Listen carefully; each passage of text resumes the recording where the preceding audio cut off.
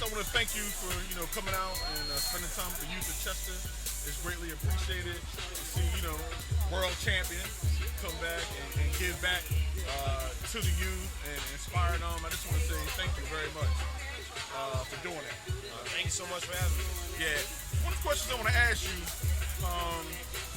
you playing for the Philadelphia Eagles, world champion, been a star athlete all your life.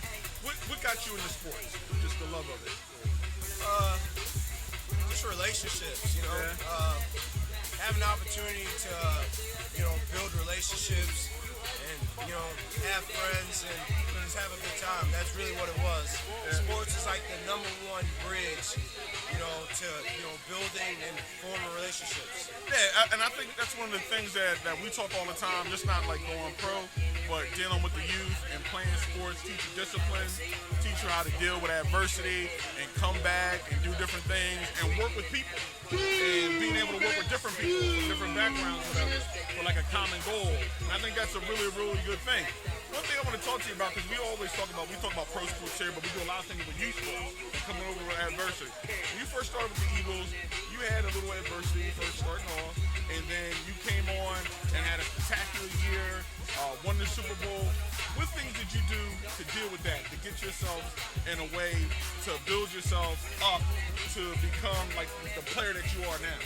Well, first it all started with forming your circle. Okay.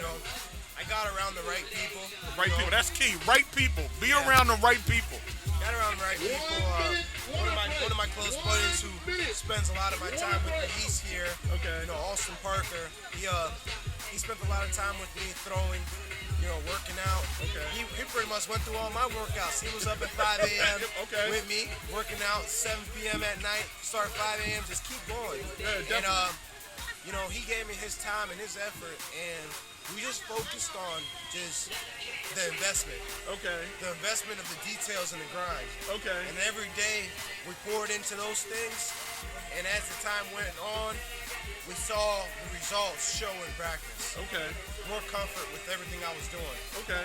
Back in California when I was out in Southern Cal, I got on the track with Curtis Conway, an old Okay. USC receiver. Yeah. Chicago Bears. Yeah, USC, yes. myself and Seaway not only spent so much time with conditioning, Okay. but our relationship boosted my confidence. Okay. Because here it is, a guy that did it, played Okay. 10 plus years In the league. NFL. And he was able to, pour in me his story, his situation, Okay. his ability to face adversity, and what being on this track did for his game. Okay. And it resonated to me. Okay. We talked about being in shape allowed you to slow things down. Okay. The better you are in shape, the more likely you are to beat the ball to a situation to make all your catches. Okay. To create separation. So you feel confident, you're in shape, you're better, you're working with Curtis Conway, so it builds your confidence up. And so now, when you get on the football field, you're not overthinking it, you're right Yeah, there. one of the things is like when we talk about being in shape as a wide receiver, Yeah. it allows you to be on time and be on schedule. Okay. We all can catch. Yeah. We miss the ball when we're off schedule. Okay. Bad eye discipline is when you're tired and you see all this stuff. We all know how it is when we're in high school training camp and it's sweat all in your eyes and you can't catch the ball and you're out of breath. But when you're in shape, everything's slowed down. Okay. You're on time. You're on schedule, so you can make your plays. Yeah, a lot of athletes talk about that as they go in to professional sports. The early years, everything is class, but as you get more involved and as you grow, the game just slows down for you. 100%. And you see the things before they happen. Like you come to the line of scrimmage, you're relaxed, you're calm. Or they're in this formation, they got a single safety high. Yeah. This is what I'm supposed to do. Or they running trips, or they running, three deep, or they in the zero coverage, and you know exactly what you want to do. And you and Carson were like at like a real good connection, like there. Like you can see that during the season. Like that last year was like you guys were just on point with one another. That's the second part. I talked to you about putting in the work with my buddy. Yeah. And I talked to you about putting in the work with Curtis Conway. But then you talk about relationships. Yeah. You talk about a guy like Carson. You talk about Alshon Jeffrey. You talk about Torrey Smith coming onto the team. those were guys that I had great relationships with, and they were on my team. Yeah. Not just on my physical Eagles team, But but for they you. were in my corner. Yeah. And they were able to give me information so that I continued to grow, Yeah. and that I was always on schedule. Okay. To make great plays and to be in position. So that's how the power of sports builds relationships, and also builds relationships that can get you through dark times. and hard times. Okay. So what is another high profile Philadelphia athlete right now? Ben Simmons had a bad game too. What would you tell him going into game 3? Like, what advice would you give him? Like, Ben's a great player. yeah, He'll be ready to go. he'll be ready to go. At the end of the day, he's going to watch this film. He can get his shots up. He'll be ready to go. Definitely, There's definitely. Cool. But man, I just want to thank you again for coming by. Time with zero time off. Stay healthy. Good luck the rest of the way, and the best for you. Appreciate you. Thank you for helping the youth again. All right, thanks, so man. much. All right.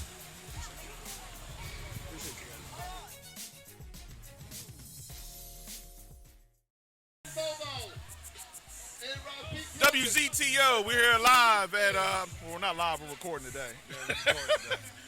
Here at the Chester Free Camp, May 5th, and I'm privileged and honored to have another one of our workers and people that really putting a lot of time with our youth, Mr. Wayne Jones. Yo. Mr. Wayne Jones, can you just give the people a little background about yourself and your organization? All right, I'm Dwayne Jones. I'm the VP of the West Philly Tar Heels. This is our 25th year in the community. Doing this 25 work. years? Yeah. Oh, wow. Congratulations. Thank you. Thank you. 25 years. We're in Pop Warner, Liberty, in Philadelphia. We used to be in Delco. Okay. So we done put down about 7 championships the last 3 years. Oh, wow. We're getting close to Disney. We're getting close to National. Been a Okay. game away. My team been a game away the last 3 years. Wow, man. Wow. Yeah. Close. Yeah, real close. Yeah, man. I just love it, man. Okay, what inspired you to get involved with the youth and working with the children? It's not an easy thing. It's a lot of time, a lot of dedication, a lot of hard work. It eats up, your calendar and everything like that. Just what inspired you to want to work with the youth? Well, I've always been a football dude, and my stepson played baseball one year. Okay. And our old president was like, "Yo, you want to help with football?" And I was like, "Yeah, I help." Okay. And I'm just a driven person. Okay. So you put me in a position, man, I'm gonna try to make the best out of it. Okay. So I think I was there probably a year, and then they made me like league delegate, Okay. and some things happened, and I ended up taking over. Me and my partner Rel, he ran here somewhere. That's our president. And man, it's just so many. Where I'm from in West Philly, man, and where I come from, so many young black men don't get the chance to experience a lot of things that they get the chance to experience Okay. through football. Okay. Growing up, if you played Little League, we didn't get the chances they got, like to go play in Disney. Stuff Go like up that. and down the East Coast And and play and stuff. it lets you get outside of your environment and see Right. other things, See and other things, right. it's more to life or And it whatever. prepares our kids, man, for college. If they stay in this football thing, Yeah. and they already know how these kids outside of their community and outside of their state play. Yeah. You know what I'm saying? So they get that experience at a very young age. It builds their confidence. Right. It builds their Right. confidence. I can Right. go anywhere. I can do anything. Right. There's a lot of time as you grow up and you're trying to. It's the confidence to get out the neighborhood or try something different. Right, There's exactly. a fear, like you have a comfort. I have a comfort zone here. Right. Like, and now I'm kind of leery of getting out of that comfort zone or going to different places. Right. And through athletics and sports, getting to meet other individuals, play against other teams. We were just talking to Nelson Agholor, and he was talking about building relationships and things like that. It gives them those opportunities to do that and experience it. The next thing you know, like no other challenge. You take that from sports. Right. From graduating from school, Right. or take that to being a mechanic, a Right. carpenter, or anything like that. We tell them boys, man, look, it ain't, everybody don't make it to the NFL. Yeah. But what we want to see from you is, man, go ahead and just go get a 4-year degree. Yeah, You know what I'm exactly. saying? Save mom and pop some money. Yeah. You know what I'm saying? And get a free ride. Yeah. I don't care if it's at whatever school. Yeah. It's a college. Sweet Nectar State. You got Right. your degree. You got your You got paper. your degree, you know what and I that mean? opens doors. Right, and it opens a lot of doors. It puts you in a position to be successful. You know what I'm saying? A lot of these kids have opportunities to go to prep schools and stuff like that. You know what I mean? Okay. And definitely. being where we from and put them in a different class.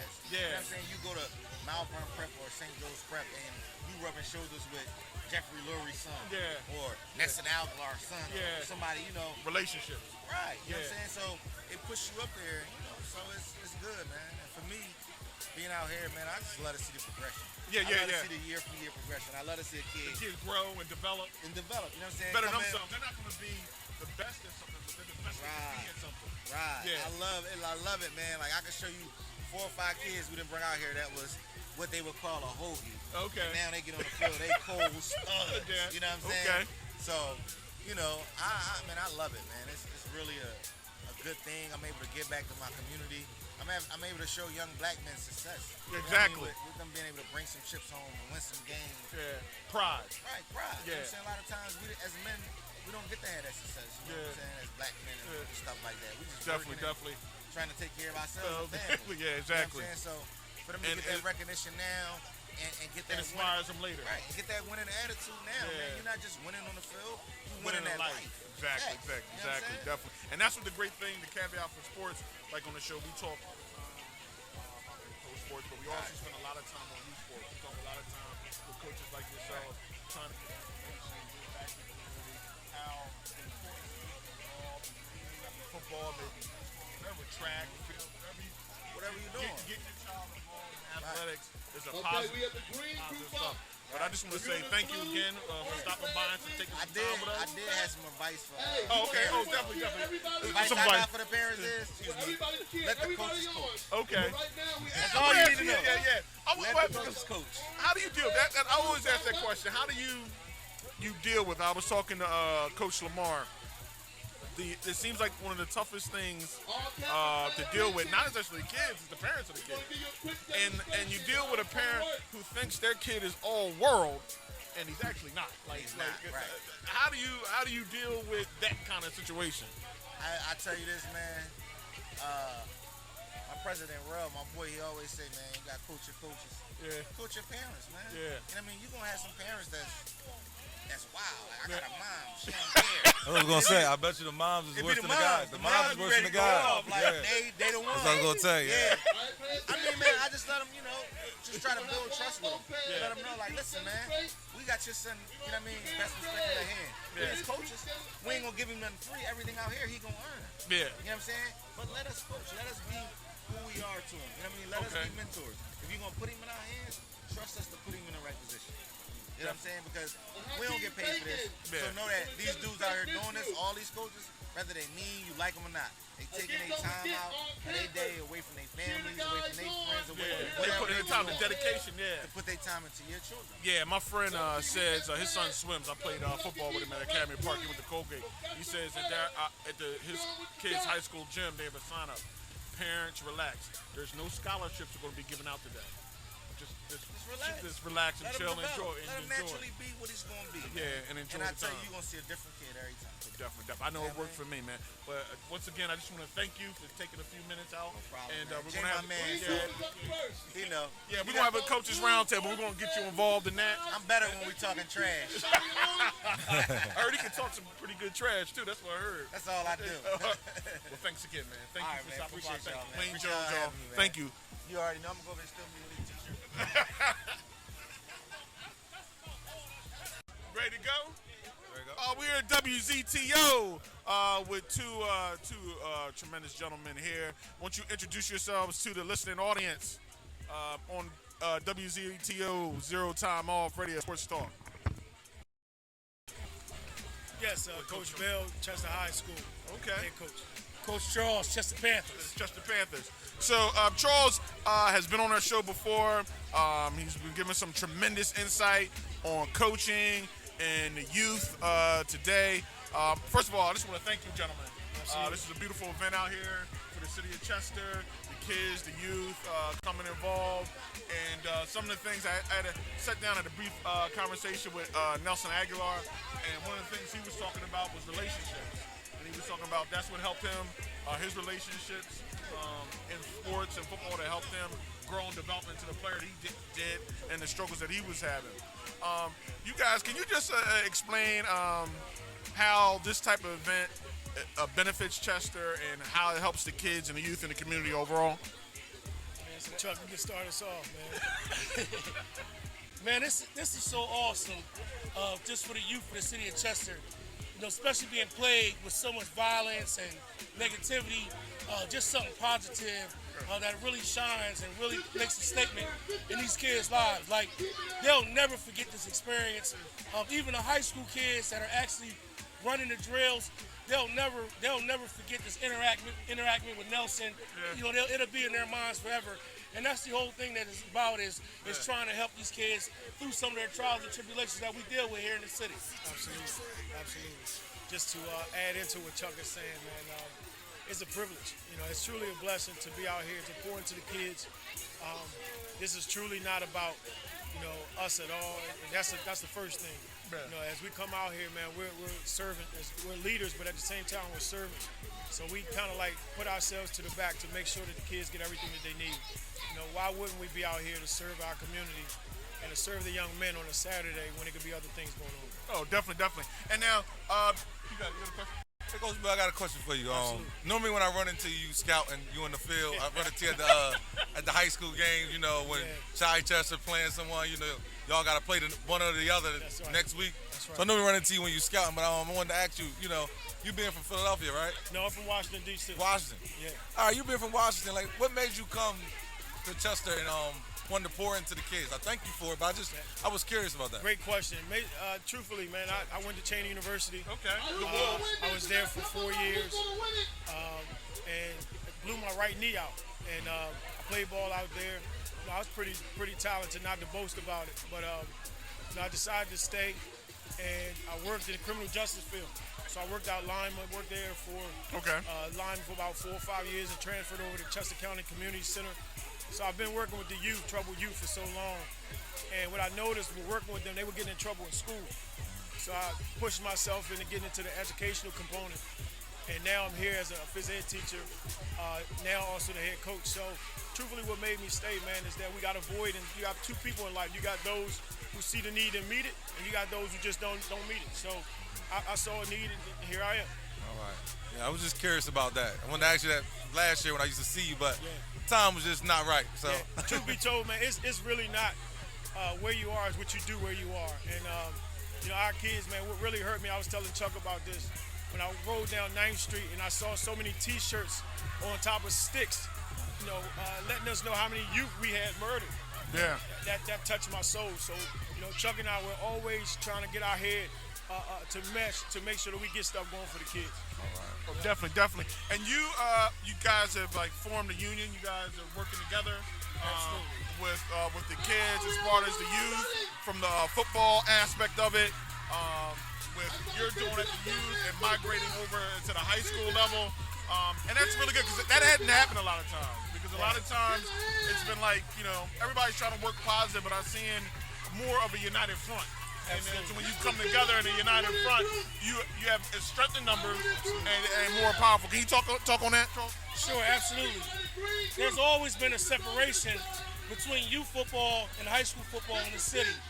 And I think that always plays a part of why a lot of kids, may have gone outside the district to go to school. Yeah. And then two, well, you know, we're not bringing up the emphasis of football at the high school level.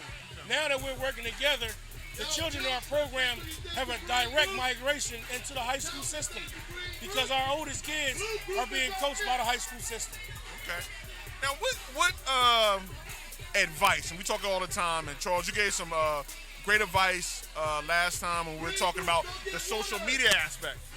And that social media aspect came up to light with the kid from Villanova and the quarterback from Wyoming. Absolutely. Some stuff they had done in the social media 10 plus years ago. Absolutely. Affected their status or their draft status. What advice do you have for parents and youth and players out here wanting to get involved in athletics? Some things they can do, and what should parents look at when they're looking at coaches, looking at a program to get involved in? What can they do? I mean, one thing for sure, looking for a program to get involved in, I mean, well, you talked about a couple different things. You asked a couple different questions. So let's talk about the social media part first. As far as social media, it's very important that as a student athlete and their parent also be careful and mindful of what you post.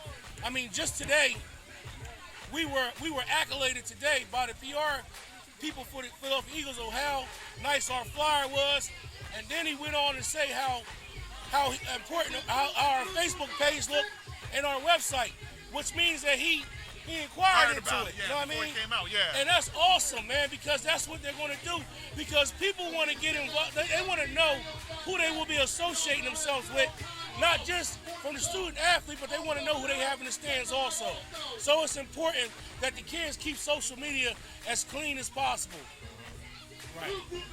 Definitely. Thank you. And the part about, go ahead. All right. Yeah, and that's really wrong because it may have ended up costing like the quarterback from Wyoming millions of dollars. Absolutely. He dropped down to 8th, and DiVincenzo from Villanova, it may affect his draft status. Something that you wouldn't even think about. Right. With something you've done when you're 14 or 13 years old, but everybody takes a look at it, Right. and it's a very social. The PR and how you present yourself is a big part of reality today, Right, and especially dealing with a program in any organization. The other aspect I was talking about, when parents want to get their kids involved in sports, what questions should they ask of like those coaches or that organization when they're bringing a kid to I want to join this group and play sports? Is there anything that they should look out for? I'm gonna speak from the youth aspect, and it probably correlate with the high school too. I mean, one thing that we want to do is we want to make sure we don't just want athletes, we want student athletes. Okay. So one of the things that we like to do is try to make sure that the kids are academically sound or on the way to be academically sound. Okay. So I mean, you don't want to just necessarily shy a kid away. Some kids might just need some help. You might want to figure out how you can get this kid some help academically. The other part of it is, we want to see what your demeanor is. Okay. We don't need the thugs. Yeah. We need all players. We need team players here. So that's basically where I would stand up as far as the questions I would ask. What type of environment are we bringing the kids into? Coach, what type of players? I mean, you can elaborate what you're looking for at the high school level. Yeah, I'm glad you asked. This is a powerful question. Coming into this position, my immediate question to the players was who's taking their SATs. Mm-hmm. If I were to focus on just the game of football, listen, once we get off the gridiron, go home, have a good life. But it's what you're doing after this game. What it's taught me in the game of football is to be structured.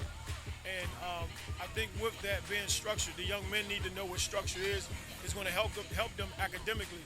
And then too, if you go to the collegiate level, you go to the higher level, it's not too much supervision. You're going to have to do some individualized work. That means that you're going to have to say, this is my time to study. Mm-hmm. So we try to instill that into the players now.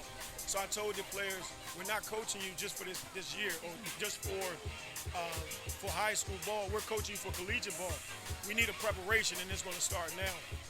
So with SAT prep, planting a seed in their mind, you got to be SAT ready. Yeah. So it's a big emphasis on SAT prep. It's a big emphasis on being a student athlete and not just an athlete. In fact, we don't even call our players, we call them student athletes. Okay. Just so they can get that in their mind. Okay. Let me make sure my academics are on point. And we praise, not to cut you off, praise our kids when we get those honor rolls and we get that student who's brung up a grade from, it could be 1 point, but who's brung that grade up. They've done better. We praise that because they're going to need it. You're showing the effort already. Absolutely. Yeah, so, and I think the one thing that I like to talk to parents about, whether getting their kids involved in athletics, it's very helpful. Absolutely. It's very helpful for the discipline aspect of it and thing.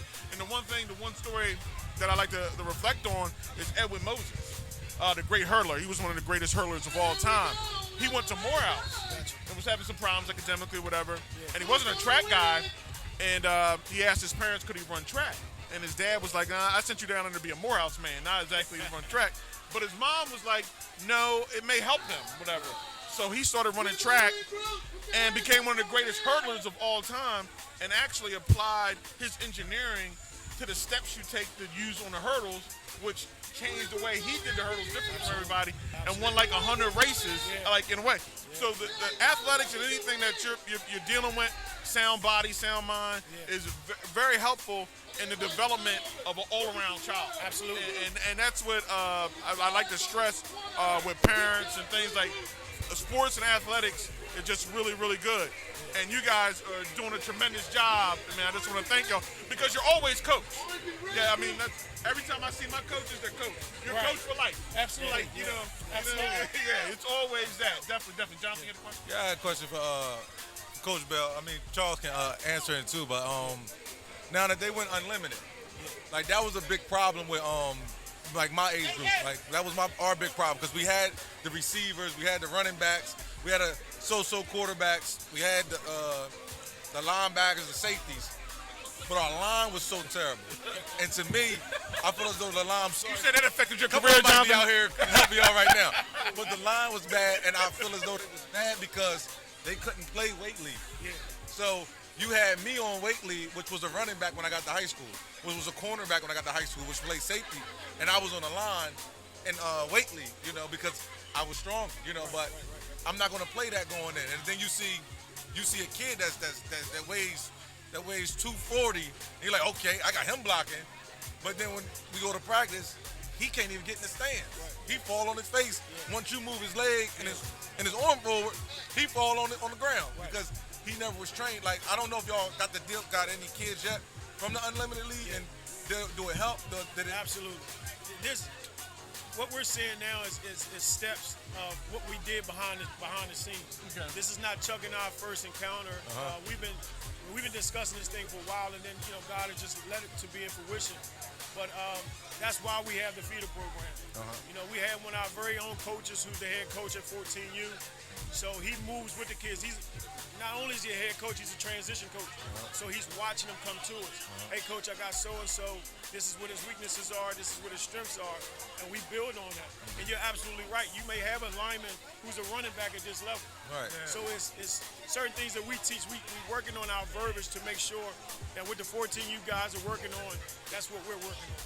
Some things won't be the same, but the concept and the schemes will be. So that's what we're working on. Definitely. Thank you.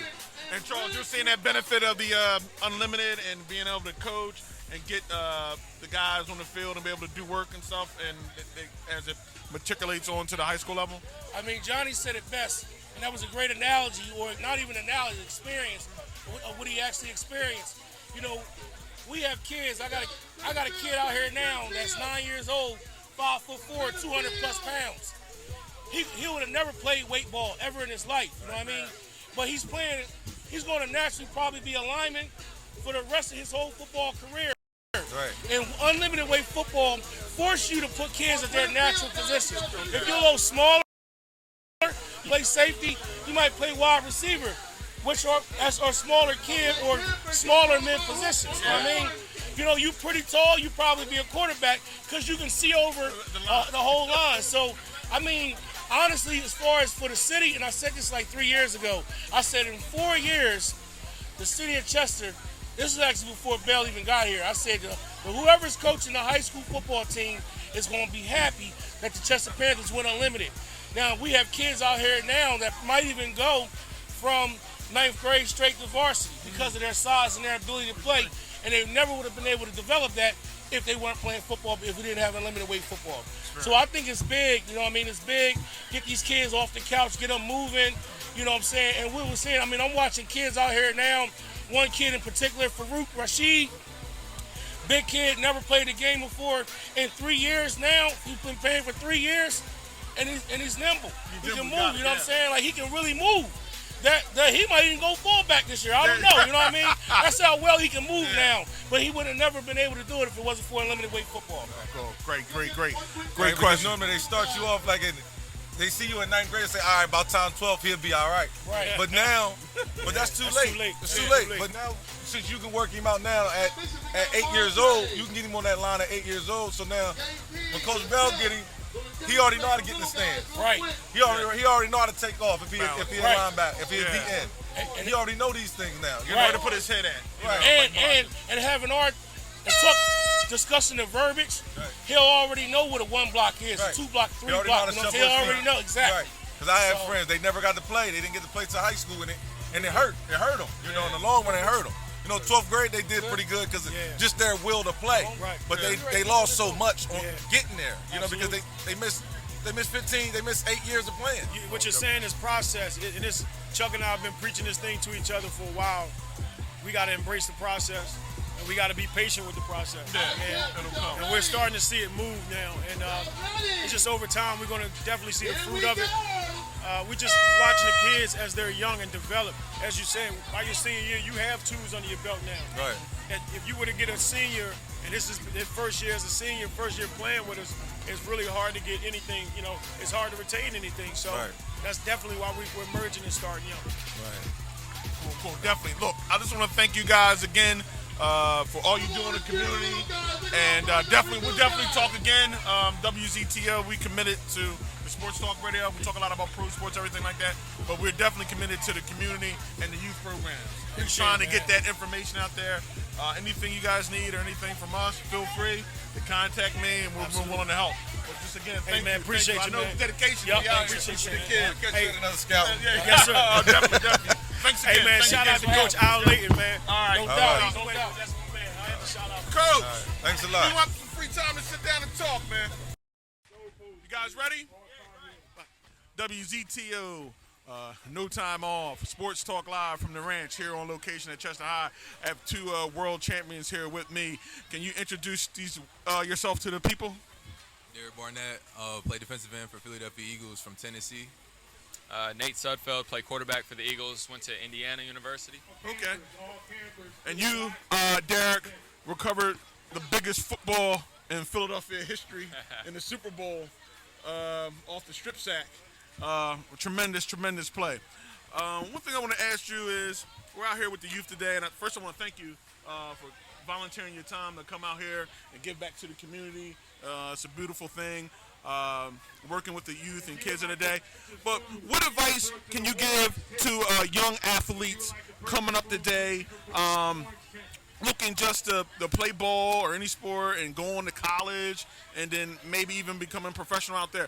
What's the number one thing advice you can give them? Thanks for having us, and thank you to Nelly for throwing this camp, and thanks for all the kids that came out.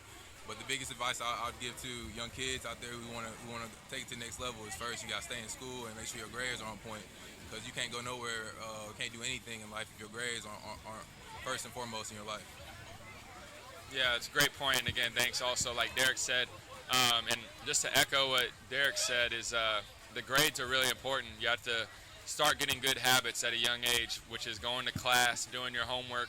Because my mom growing up wouldn't let me practice if I didn't have my homework done. So Exactly. I knew if I wanted to play ball, I had to get my homework done quick. So that really helped me instill that work ethic. So then the better I did in school, the better I found I did in sports. Okay, definitely. And can you express, because a lot of times we're getting kids involved in athletics as a way to bolster the academic piece of it. Yeah. And can you tell how athletics helps you with your school and focus along those things coming up? Like Nate said, it's building good habits. You know what I'm saying? Sometimes you don't want to go to class, but you got to wake up. Sometimes you don't want to do your homework. You got to wake up. Same thing with football or any sport you're doing. You may be tired one day, but if you keep doing it every day over and over, you build great habits and you build great character, and you're working with a group of guys, and you're doing it as a team. So it's not just one person individually. You're working as a group, and you're getting the whole job done, and everybody's putting effort into it. It's a great point. And the number one thing I think you learn from sports with academics is discipline. And, you know, we don't always wake up and say, oh, I can't wait to practice today. No, our bodies are tired. Like, we don't want to do it, but we're disciplined in what we do. And we know that even if we don't want to do it today, it's going to pay dividends down the road when we're playing in the Super Bowl. And Derek's got to come up with a big strip sack recovery.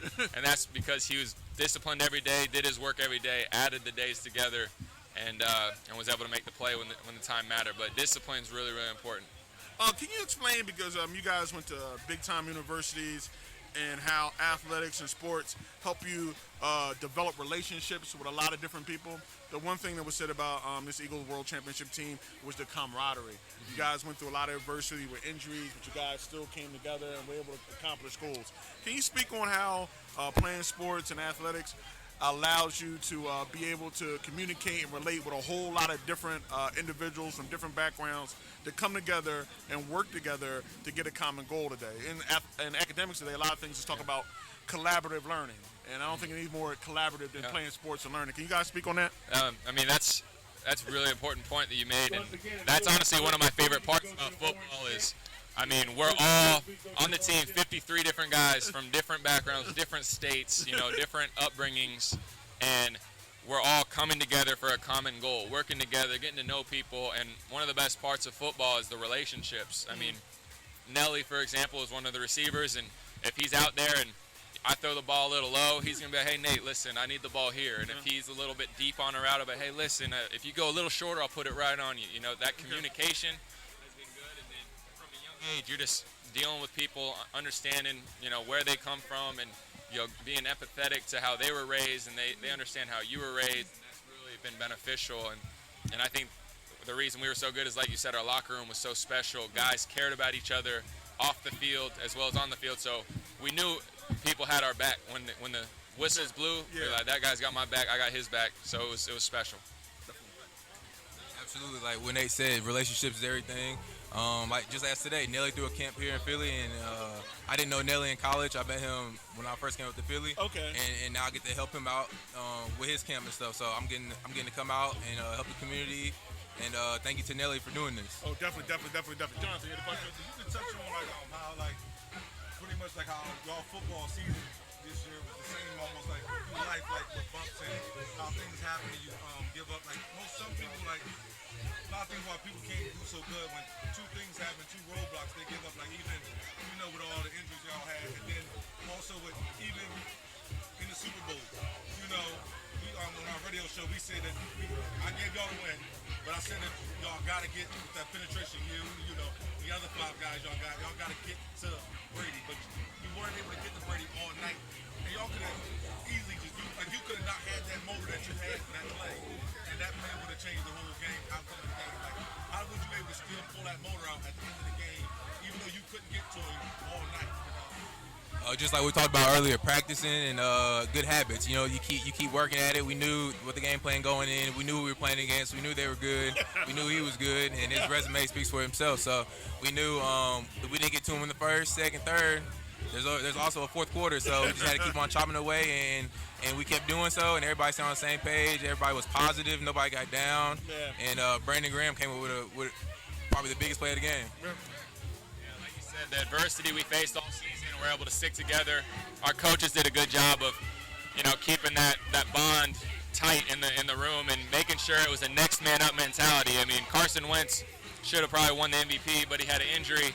Then Nick Foles comes in and does a phenomenal job and helps us win the Super Bowl. And it was down the line. I mean, Jordan Hicks, our linebacker, got hurt. Jason Peters got hurt. Chris Maragos, Darren Sproles, down the list, and we just kept overcoming it. We kept overcoming it, and the guys who got hurt kept great attitudes and helped us going too. So that really helped us get over the hump and say it doesn't matter. We can control only what we can control, and we didn't try to control out external factors. So we were able to do that and tighten up and get it right. Oh, cool. Well, I want to thank you guys. I'm going to take up too much of your time. You volunteer out on a Saturday. I know you guys are busy and got things to do. I just want to say thank you for Nelson and you guys coming out, giving back to the youth, and good luck the rest of the year and next year and the season. And hope to see you guys out here again to help out. Really appreciate it. Thank you. Absolutely. Thank you, guys. Thanks, guys. Appreciate it.